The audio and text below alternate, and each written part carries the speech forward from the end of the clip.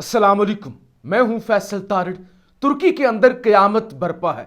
सुबह 4:17 पर पहला जल्जला आता है और हर तरफ कयामत मच जाती है कि हजारों हलाकतें हो जाती हैं, हजारों बिल्डिंग्स तबाह हो जाती हैं और हजारों लोग लापता हो जाते हैं, मलबे के नीचे दब जाते हैं।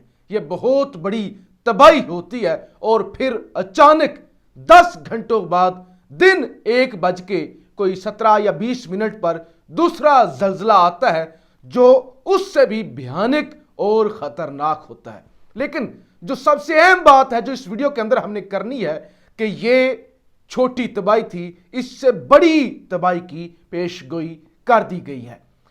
नेदरलैंड के एक सेंटर के अंदर, एक रिसर्च सेंटर के अंदर सोलर सिस्टम ज्योमेट्री सर्वे SSGS, उसके अंदर बैठकर एक जर्मन साइंसदान 48 घंटे पहले एक पेशन गोई करते हैं कि अगले चंद दिनों में जल्दी, या वो कहते हैं लेट, सूनर और लेटर, एक बहुत बड़ी तबाही आने वाली है, एक बहुत बड़ा जल्जला आने वाला है। और यह south central Turkey, Jordan, Syria, Lebanon के अंदर आएगा और इसकी शिद्दत 7.5 के करीब होगी। यानी ये 48 घंटे पहले पेशगोई की जाती है और ठीक 48-49 घंटों के बाद सुबह तकरीबन 4:17 पर यह पेशगोई सच साबित हो जाती है। अब जो उसी साइंसदान ने एक और पेशगोई की है, इसने पाकिस्तान, अफगानिस्तान, भारत और इस खित्ते को भी हिला कर रख दिया है। इस वीडियो के अंदर इस हवाले से भी हमने बात करनी है। साइंसदान का नाम है Frank Hoogerbeets. Frank Hoogerbeets ने 2 दिन पहले ट्वीट किया कि सूनर और later there will be a 5.7 magnitude earthquake in the region south central Turkey, Jordan, Syria, Lebanon, और ये तबाही हो गई। अब इस वक्त क्या सूरत हाल है? इस वक्त सूरत हाल ये है कि 2800 से जायद बिल्डिंग्स तबाह हो चुकी हैं। 2000 से जायद शाम और तुर्की को मिला के हलाकतें हो चुकी हैं। अब से कुछ देर पहले जो अपडेट थी उसके मुताबिक सिर्फ और सिर्फ तुर्की के अंदर 5,500 लोग जख्मी हो चुके हैं। लेकिन यह इंफॉर्मेशन तब तक की है जब तक सिर्फ एक जल्जला आया था और उसके बाद 7.5 शिद्दत का तुर्की के अंदर दूसरा जल्जला भी आ चुका है, जिसकी आप फुटेज वगैरह देख चुके हैं। अब इससे बड़ी भी तबाही हो सकती थी जो तुर्की को अल्लाह ने बचाया। तुर्की के अंदर जनाब एक एटमी न्यूक्लियर प्लांट है, अकोयो के नाम से प्लांट है, और यह सबसे बड़ा खतरा था कि अगर जल्जला इस प्लांट को डैमेज कर देता तो जब न्यूक्लियर को धमाका हो जाता, इस बड़े लेवल पे तबाही हो जाती, तो फिर पूरी दुनिया का क्या बनना था। लेकिन अब साइंसदानों ने एक और पेशन गोई की है। वो कहते हैं कि ये जो जल्जले आ रहे हैं और जो आ चुके हैं, इससे समंदर के अंदर भी हलचल मची हुई, यानी जमीन जब इस हद तक हिलती है तो समंदर के अंदर भी उसकी वेव्स जाती हैं और पानी का जो कंट्रोल है वो आपे से बाहर हो जाता है। यानी इस बड़े लेवल पर वो जो पानी की वेव्स होती हैं वो उभरती हैं कि ये एक सुनामी की शक्ल इख्तियार कर सकती हैं। साइंसदान कहते हैं कि ये सुनामी अब तुर्की को, इटली को और फ्रांस को अपनी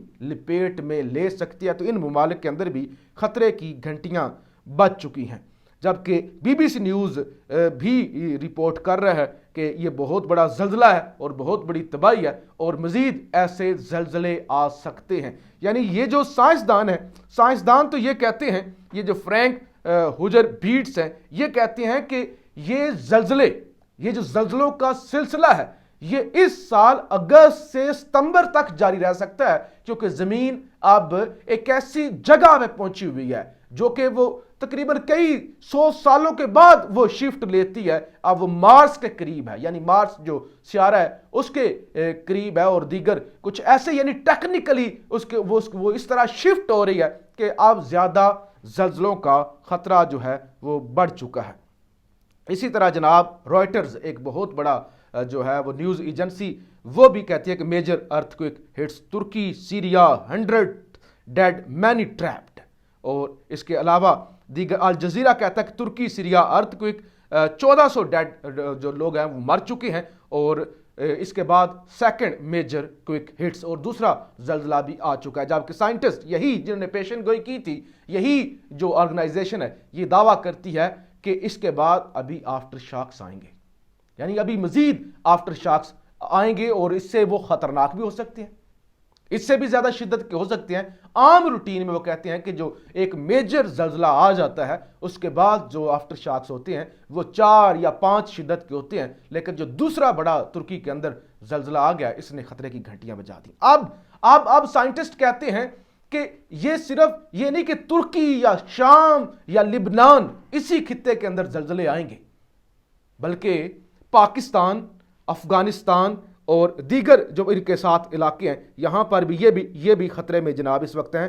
यानी अफगानिस्तान, पाकिस्तान, भारत, इन तीनों मुल्कों के अंदर ये जो रीजन है यहां पे भी जल्जले आ सकते हैं। और पाकिस्तान के अंदर पिछले 2 महीनों के अंदर कम से कम 5 जल्जले आ चुके हैं। यानी ये मामूली नौयत के होते हैं, कभी इस्लामाबाद के अंदर रिपोर्ट होता है, कभी लाहौर के अंदर होता है, कभी केपीके के अंदर होता है, कभी अफगानिस्तान के अंदर होता है। यानी छोटे छोटे जल्जले तो आ रहे हैं, लेकिन सवाल यह पैदा होता है अफगानिस्तान जो अभी भी जंग ज़दा है, भारत, और सबसे बड़ी जो फिक्र की बात है वो पाकिस्तान के अंदर एक सैलाब आया था, आज भी हम उससे निकल नहीं सके।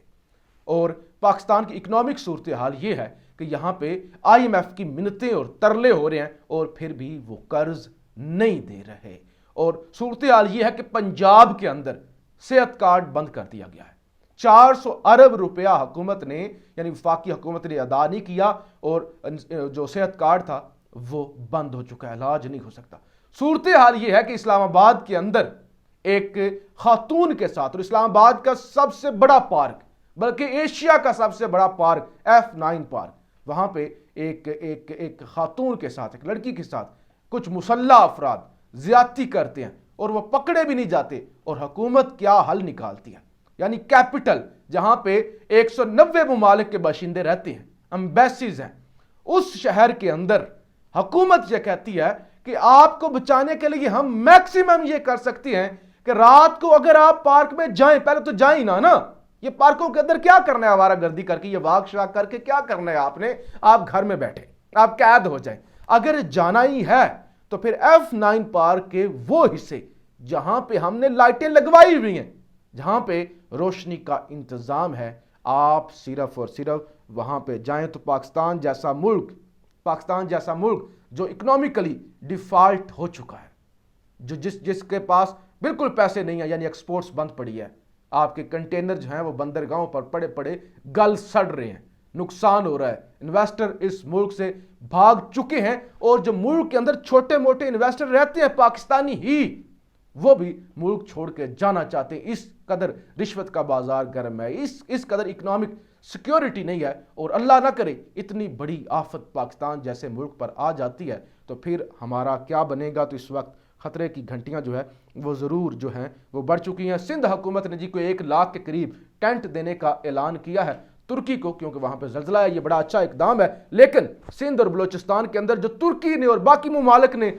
इमदाद दी थी वो तो वडेरों के डेरों पे पड़ी हुई है। वो तो जब JUIF ने जलसा करना होता है, कोई उस अपनी तकरीब करनी होती है, उसको तो वो नीचे बिछाया जाता है प्रोटोकॉल के लिए। यानी पाकिस्तान के अंदर तो ये तमाशा लगा हुआ है।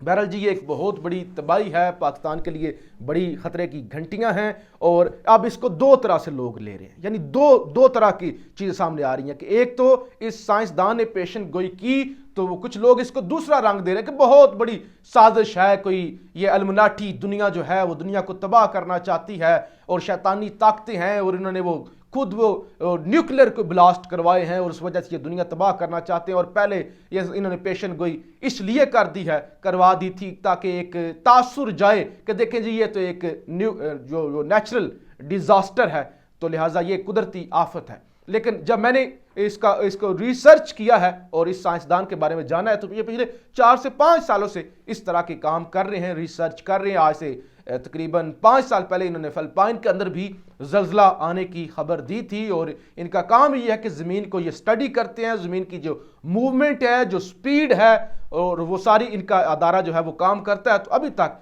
जो ये पेशन गोइयाँ कर रहे हैं वो दुरुस्त साबित हो रही हैं, यानी और अभी ही नहीं बल्कि अगले 5 से 6 महीनों तक की भी उन्होंने पेशन गोइयाँ कर दी हैं कि दुनिया के अंदर और इस खित्ते पर बड़े पैमाने में जल्जले आने जा रहे हैं।